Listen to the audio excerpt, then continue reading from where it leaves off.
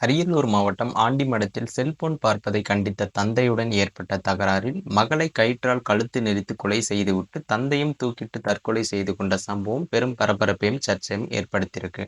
நீங்க இப்பதான் நம்ம சேனலுக்கு ஃபர்ஸ்ட் டைம் வரீங்கன்னா, நம்ம சேனல்ல பார்த்தீங்கன்னா தினமும் பல்வேறு விதமான கிரைம் தொடர்பான வீடியோக்கள் அப்லோட் பண்ணிட்டு இருக்கோம். ஸோ மறக்காம சேனலை சப்ஸ்கிரைப் பண்ணிட்டு வீடியோவை ஃபுல்லா பாருங்க.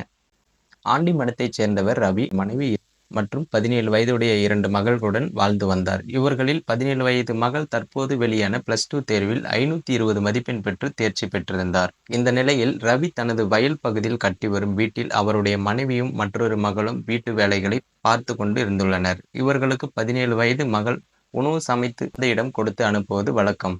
மே 11ஆம் தேதி சாப்பாடு வர தாமதமானதால் மனைவி ரவிக்கு போன் செய்துள்ளார். அவர் போன் எடுக்காத நிலையில் வீட்டுக்கு வந்து பார்த்தபோது இளைய மகள் இறந்து கிடந்துள்ளார். அருகிலேயே ரவி தூக்கில் தொங்கியவாறு சடலமாகவும் கிடந்துள்ளார்.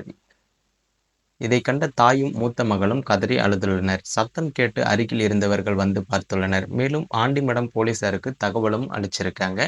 சம்பவ இடத்திற்கு சென்ற போலீசார் இருவரின் உடலையும் மீட்டு பிரேத பரிசோதனைக்காக ஜெயங்கொண்டம் அரசு பொது மருத்துவமனைக்கு அனுப்பி வைத்திருக்காங்க. சம்பவ இடத்துக்கு வந்த அரியலூர் மாவட்ட எஸ்பி விசாரணையை மேற்கொண்டிருக்காங்க. விசாரணையில் உயிரிழந்த சிறுமி கழுத்தில் கயிற்றால் இறுக்கிய காயங்கள் இருந்துள்ளன. இதனால் தந்தைக்கும் மகளுக்கும் இடையே சண்டை நடந்தது தெரிய வந்திருக்கு. மேலும் போலீசார் நடத்திய விசாரணையில் சிறுமி எப்போதும் செல்போன் பார்த்து கொண்டிருப்பதும் அதனை அவரது தந்தை கண்டிப்பதும் வழக்கம் என்பது தெரிய வந்திருக்கு. அன்றைய தினம் செல்போன் பார்த்து கொண்டிருந்த தனது மகளுடன் ஏற்பட்ட தகராறு காரணமாக கொலை செய்துவிட்டு தானும் தற்கொலை செய்து கொண்டார் என்பது விசாரணையிலும் தெரிய வந்திருக்கு. மேலும் பார்த்தீங்கன்னா நமது சேனல்ல தினமும் பல்வேறு விதமான கிரைம் நியூஸ்களை அப்லோட் பண்ணிட்டு இருக்கோம். மறக்காம இந்த மாதிரி நியூஸ்களை நீங்க பார்க்க நம்ம சேனலை சப்ஸ்கிரைப் பண்ணி தொடர்ந்து வீடியோவோட இணைந்திருங்க.